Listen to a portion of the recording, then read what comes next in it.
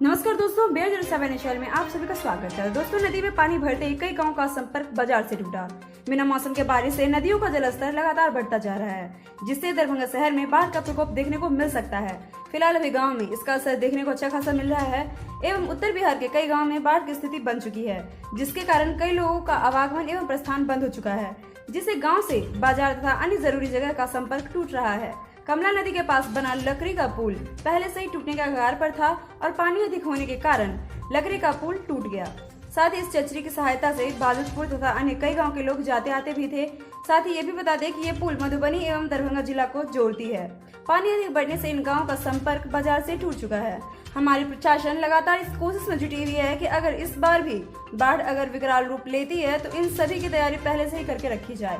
तो दोस्तों, बाढ़ से जुड़ी तमाम अपडेट के लिए आप हमारे चैनल को लाइक से सब्सक्राइब जरूर करें और सबसे जरूरी बात, बेल आइकन प्रेस करना बिल्कुल भी ना भूलें, ताकि हर एक अपडेट हम आप तक समय के साथ पहुंचा सकें। तब तक के लिए आप सबों से निवेदन है, घर पे रहें, स्वस्थ रहें, सुरक्षित रहें, अपने और अपने परिवार का ख्याल जरूर रखें। शुक्रिया।